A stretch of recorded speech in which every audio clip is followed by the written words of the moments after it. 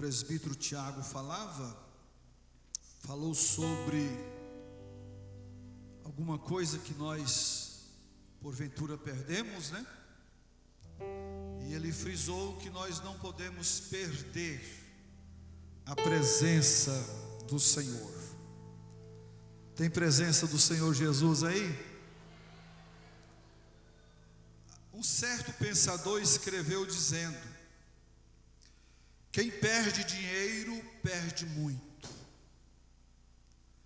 Quem perde ou quem perder um amigo, perde muito mais. Mas ele conclui o pensamento dizendo que quem perder a sua alma, perderá tudo. Então, meus irmãos, nós precisamos fazer nossas palavras do salmista, como frisou aqui o diácono Samuel.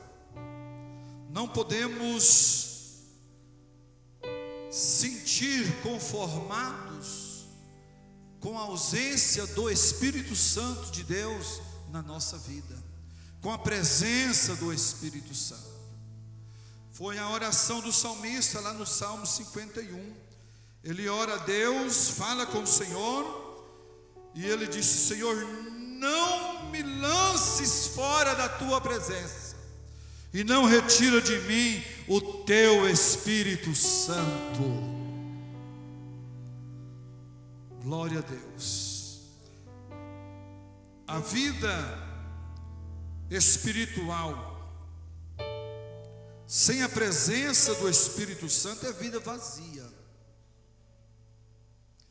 Então nós precisamos, irmãos, ter cuidado na nossa maneira de viver, para que nós não estejamos entristecendo o Espírito Santo.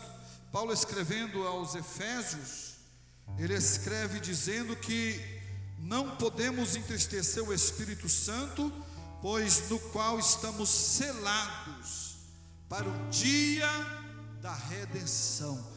Tem presença de Espírito Santo aí na sua vida? Glória a Deus.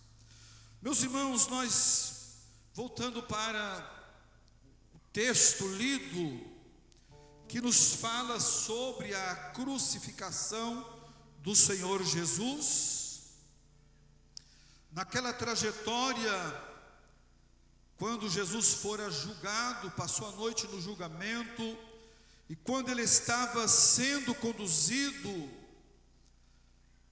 para ser crucificado, diz-nos o texto sagrado, verso 26 do capítulo 23 de Lucas, que quando Jesus ia levando, ou quando ia levando, eles tomaram um certo Simão Cirineu e colocaram às suas costas a cruz do mestre, para que ele levasse após Jesus. Jesus já estava cansado, Jesus já havia sofrido muito, mas na trajetória até o monte chamado Caveira, ou no caminho do Gólgota, encontraram aquele homem, tomaram a cruz de Jesus, colocaram sobre ele, para que ele levasse após o mestre, seguido de uma grande multidão de pessoas, de homens, de mulheres, de crianças. E Lucas escreve aqui que aquelas pessoas seguiam a Jesus e eles iam batendo no peito e lamentando, e nada podia fazer. Mas o Senhor Jesus, observando tudo quanto estava acontecendo, Jesus olha para aquelas pessoas, e Jesus volta para as filhas de Jerusalém e disse: olha, mulheres, não choreis por mim, chorai antes por vós e por vossos filhos. Glória a Deus. verso 29, Jesus diz: porque eis que hão de vir dias em que dirão: bem-aventurado as estéreis, e os ventres que não geraram, e os peitos que não amamentaram. Jesus, no verso 30, faz menção de uma lamentação que se daria, dizendo: começarão a dizer aos montes: cai sobre nós, e aos outeiros: cobre-nos. Jesus aqui faz uma observação. Ele, como madeiro verde, Cristo, eles fizeram todas estas coisas que está registrado aqui na palavra de Deus.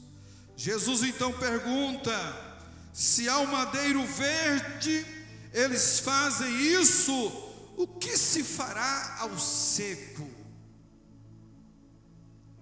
Então nós, quando estudamos a palavra de Deus, nós vemos que foi grande o sofrimento de Jesus, mas naquela trajetória, naquela caminhada, eles conduziram também outros 2 malfeitores, os quais seriam mortos juntos com Jesus, seriam também crucificados. Aí, a partir do versículo 33, nós vemos a palavra de Deus nos dizer que quando eles chegaram no lugar chamado Caveira, ali os crucificaram, e um malfeitor à sua direita e o outro à sua esquerda. Jesus, meus irmãos, naquele momento, ele consegue olhar para o Pai e dizer: Pai, perdoa-lhes, porque eles não sabem o que faz. Mas as pessoas que ali estavam, os príncipes que ali estavam zombando do mestre e dizendo: salvou aos outros e não pode salvar a si mesmo. Aí os soldados que estavam sendo crucificados, um deles disse: olha, se tu és o Cristo, salva-te a nós também. Mas um dos soldados que ali estavam repreendeu o outro, dizendo: rapaz, você não teme a Deus estando na mesma condenação? Nós, na verdade, recebemos o que os nossos feitos, os nossos atos mereciam. Mas ele olha para Jesus e para o seu companheiro e para Jesus e diz: mas este nenhum mal fez.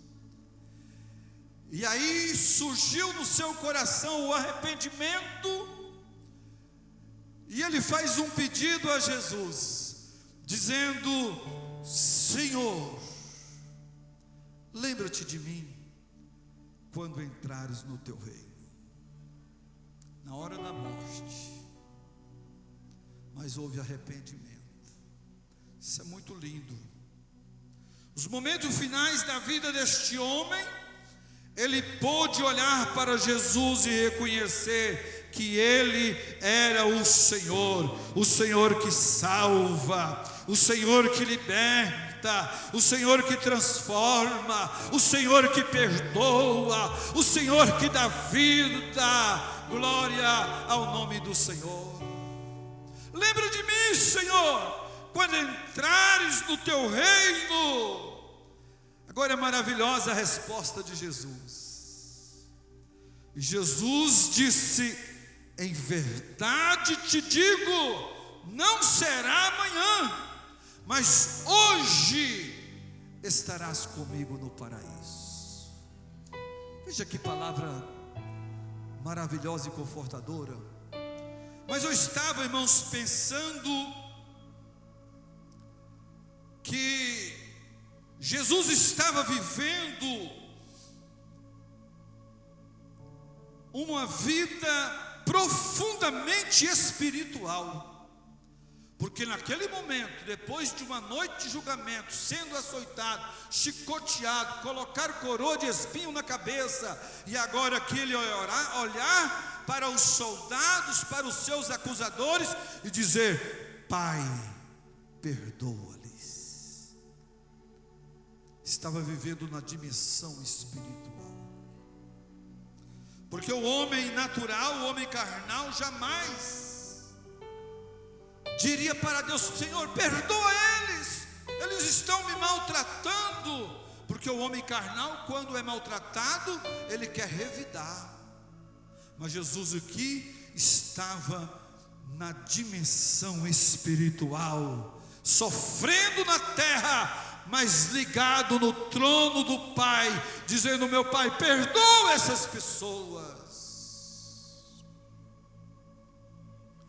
Os sofrimentos de Jesus, irmãos, foi de intensa agonia física e emocional.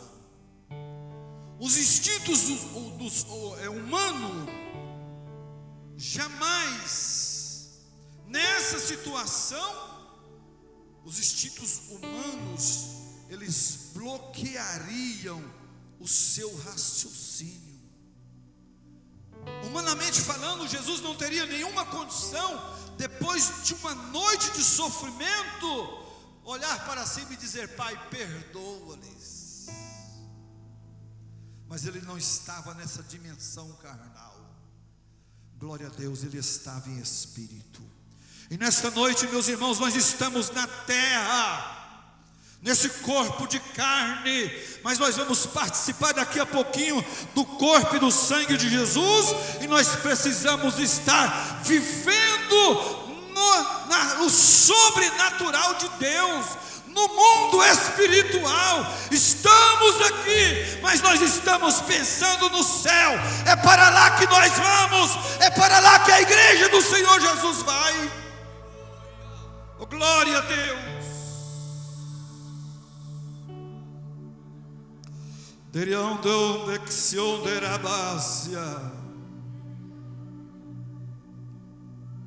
Diante dessa circunstância, meus irmãos, o instinto de um homem normal seria o quê? Lutar, não é?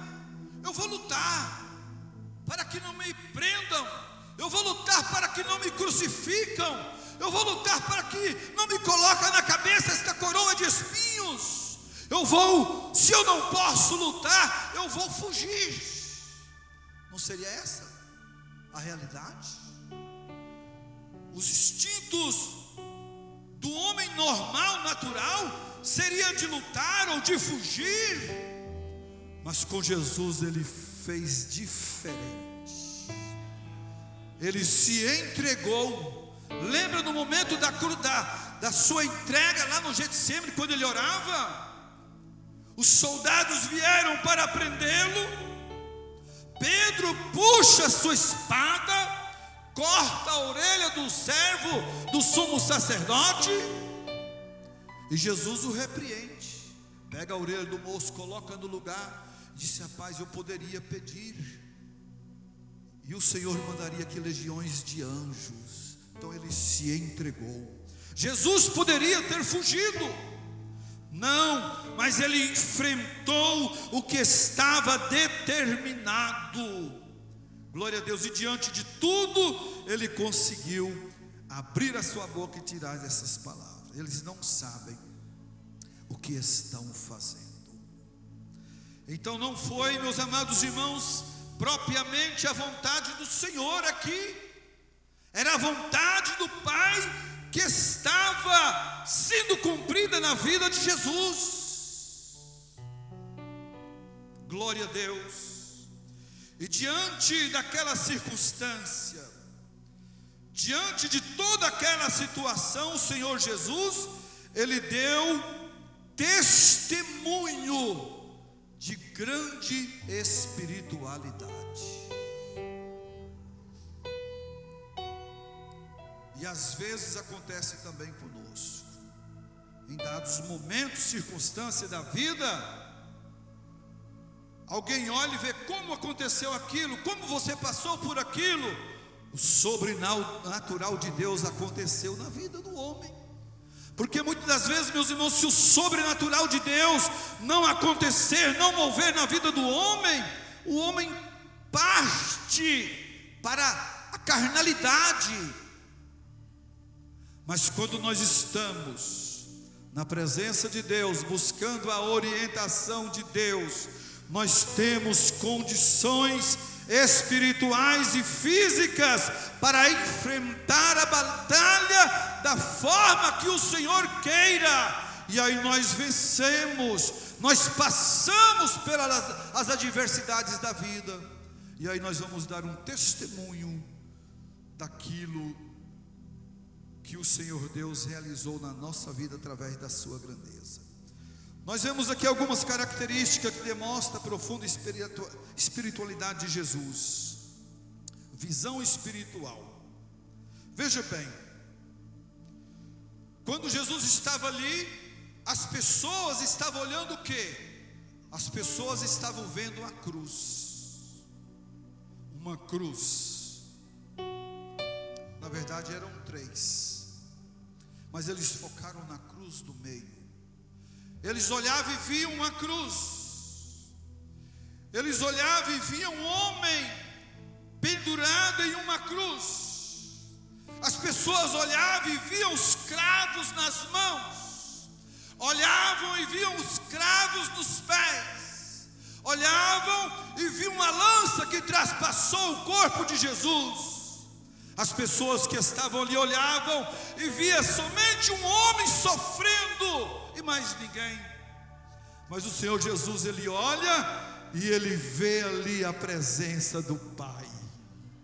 E ele disse: Pai, perdoa este povo, porque eles não sabem o que eles estão fazendo.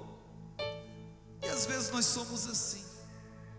Em dados momentos nós só vemos os problemas, só focamos nas circunstâncias, nas lutas, nas provas, nas adversidades, e nós não vemos um ser maior ao nosso lado. Nós não vemos que o grande está no nosso meio. A gente olha, foca no problema, foca na luta, foca na dificuldade, mas, meus amados irmãos, o grande está presente aqui. Oh, glória a Deus. Quantas vezes nós focamos nas circunstâncias, estamos focados nos problemas, estamos pensando naquilo que queria alcançar e não alcançamos, e aí nós não vemos o agir de Deus. A gente olha com esses olhos carnais e a gente não contempla a mão de Deus. Mas se nós fecharmos olhos carnais e olhar com os olhos espirituais, nós vamos ver a boa mão de Deus estendida sobre nós. O rei da Síria fazia guerra com Israel. 2 Reis capítulo 6, 14. E mandou para lá um grande exército para buscar Eliseu. A ordem era prender a Eliseu. E o moço de Eliseu levantou bem cedo. E quando ele sai para fora, ele olha. Havia um grande exército do rei da Síria. E ele desesperou. E ele disse: estamos perdidos. Entrou, correu aonde estava Eliseu, o homem de Deus, e disse: meu senhor, nós estamos perdidos. Há uma multidão de exército do rei da Síria. Aí Eliseu olhou com os olhos espirituais. Eliseu não focou na circunstância, no problema do momento, mas Eliseu levanta os seus olhos ao céu e orou a Deus e disse: Pai, Senhor, abre os olhos do moço para que ele veja. E Jesus, o Senhor Deus, abriu os olhos do moço, e quando ele olha, ele não vê mais aquele pequeno exército do rei da Síria, mas a Bíblia diz que os montes estavam cheios de carros e cavalos de fogo ao redor de Israel. Tirou os olhos da circunstância, os olhos carnais, e abriu os olhos espirituais. Quem sabe nesta noite você chegou aqui com a sua vida espiritual lá embaixo, focado só nas dificuldades, nos problemas, nas circunstâncias. Faça como o mestre, olha para cima, olhe para o Calvário nesta noite, levanta a sua voz ao céu, porque Deus tem uma vitória para a sua vida. Tira os olhos da circunstância. Uma outra característica de Jesus, que ele possuía grande espiritualidade. Jesus estava envolvido em uma grande intimidade com o Pai. Isso faz a diferença. Intimidade com Deus faz a diferença. Vida na presença de Deus faz a diferença. Glória ao nome do Senhor. Veja bem, Jesus foi acusado pelos judeus quando ele se declara igual a Deus, porque ele disse que Deus era o seu Pai. João capítulo de número 5, verso 17, Jesus disse: meu Pai continua trabalhando até agora, e eu trabalho também. Os judeus ignoraram. Ele está dizendo que é filho de Deus? Foram ignorados. Foi ignorado. Por essa razão, meus irmãos, os judeus ainda mais queriam matá-lo, pois não somente estava violando o sábado, segundo eles, mas também estava dizendo que era Deus, que Deus era o seu Pai, igualando-se a Deus. Veja bem, o homem carnal, diz a Bíblia, que ele não compreende as coisas do Espírito. O espiritual entende. Tem espiritual aqui nesta noite? O homem espiritual está entendendo que Deus nesta noite tem uma vitória para você. Você que chegou aqui, eu não sei a sua situação, mas olha, Deus tem algo especial para realizar na sua vida. Saia do natural e começa a viver o sobrenatural de Deus. Que bênçãos do Senhor virão sobre a sua vida. Oh, glória a Deus. Uma outra característica de Jesus, ele conseguia perdoar sinceramente as pessoas. Uma das grandes dificuldades que nós enfrentamos hoje, a falta do perdão. Mas Jesus, como estava cheio do Espírito, como ele tinha essa visão espiritual, ele tinha facilidade na questão do perdão. Ele podia perfeitamente perdoar os seus agressores. E é uma recomendação do Senhor Jesus à igreja, quando o apóstolo Pedro pergunta para o Senhor: Senhor, quantas vezes pecará o meu irmão contra mim, eu devo perdoar? 7 vezes? Jesus disse: não digo 7, mas 70 vezes 7.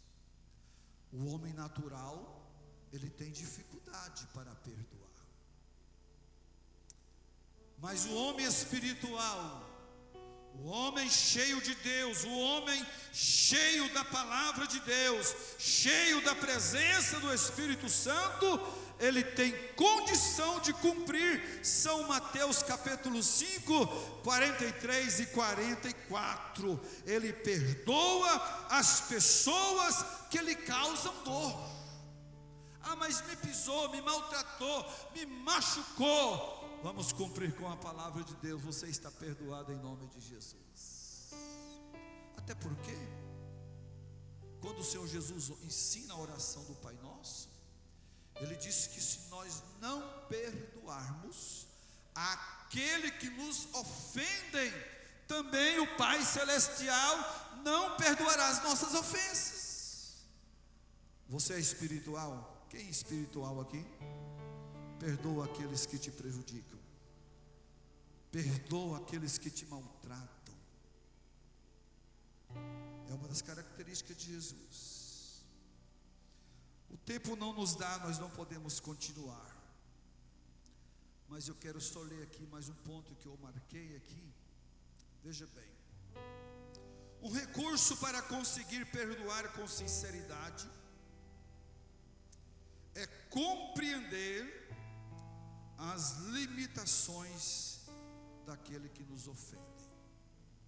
Veja bem, às vezes alguém te maltratou, te ofendeu, não é porque ele quis.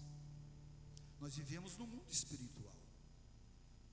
Aqui está Deus, aqui está o mundo das trevas. Existem as influências que são maléficas. E aí, quando alguém, às vezes, movido por uma certa situação, nos ferem, nos prejudicam, e a gente tem dificuldade para perdoar. Mas quando nós conseguimos, irmãos, compreender que a determinada pessoa nos feriu por causa das suas limitações, nós liberamos o perdão. Dá aquele abraço maravilhoso, né? Às vezes pessoas vêm pedir perdão para a gente não sabe nem de que. Você me perdoa? Está perdoado em nome de Jesus. Esquece. É 449 vezes, né? 7 vezes 7. 7 vezes eu devo perdoar meu irmão? Não, Pedro, não digo 7, mas 70 vezes 7. 70 vezes 7. Ah não, o irmão me feriu, não vou nem tomar a Santa Ceia hoje, vou deixar para tomar terça-feira. Mas se não perdoar, nem terça não pode. Não, mês que vem eu tomo. Mas se não perdoar, nem o mês que vem não pode participar, que vai participar indignamente. Então perdoa hoje. Vamos perdoar hoje e participar da Santa Ceia alegre, dando glória ao nome do Senhor, recebendo a presença do Espírito Santo, recebendo a visita de Deus. Perdoa hoje, irmão, não deixe para amanhã não. Oh, glória a Deus. Perdoa hoje. Deus abençoe os irmãos. O tempo não nos permite continuar aqui.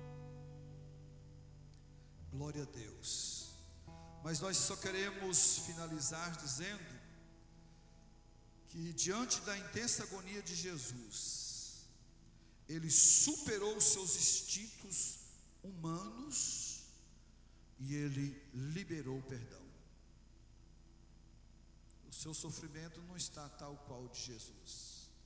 Então, libere perdão nesta noite.